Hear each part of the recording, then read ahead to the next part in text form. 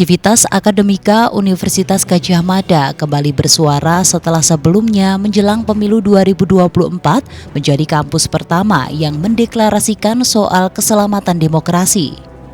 Kini, guru besar, dosen, alumni, mahasiswa hingga seniman turut hadir berkumpul di Balairung UGM guna menyuarakan gerakan moral kampus menggugat, tegakkan etika dan konstitusi, perkuat demokrasi.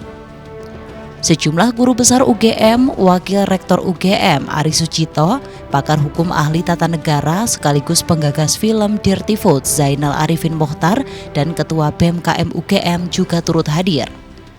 Rektor Universitas Islam Indonesia Fathul Wahid dan Rektor Universitas Widya Mataram Edi Suwandi Hamid juga hadir menyuarakan.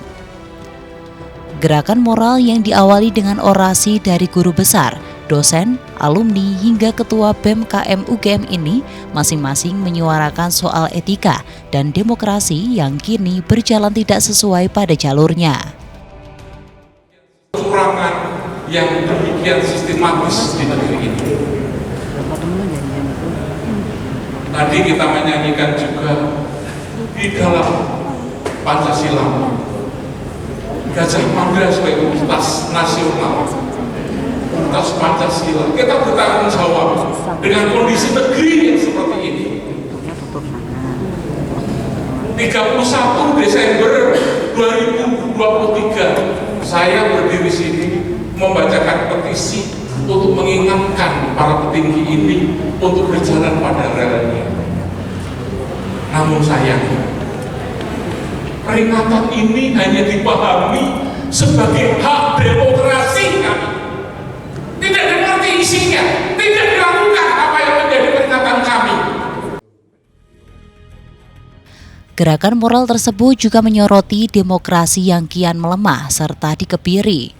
Apalagi skor demokrasi di Indonesia yang kian menurun, di mana berdasarkan data Freedom House, indeks demokrasi Indonesia turun dari 62 poin pada 2019 menjadi 53 poin pada 2023. Yang kesemuanya ini kita paham bermuara dari hilangnya etika dalam bernegara.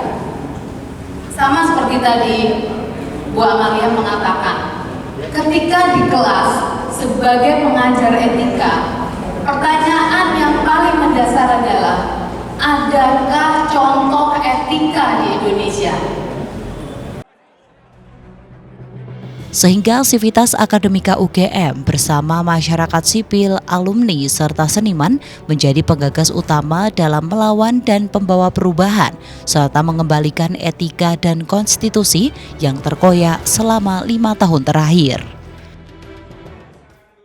Saya kira pernyataan sikap yang akan disampaikan nanti, dan juga tadi orasi-orasi yang telah disampaikan oleh teman-teman Gadjah Mada, itu adalah bagian tanggung jawab moral dari kampus, insan akademis, para pendidik untuk mewujudkan cita-cita dan tujuan nasional yang termaktub dalam pembukaan Undang-Undang Dasar 1945 yang dideklarasikan oleh pendiri Republik ini. Pernyataan sikap ini merupakan wujud keterpanggilan dan kepedulian kampus terhadap terjadinya banyak peristiwa yang melukai dan mengoyak-oyak nilai kebenaran, kejujuran, demokrasi yang substantif, yang bisa semakin menjauhkan dan memperlambat pewujudan tujuan pembangunan nasional tadi.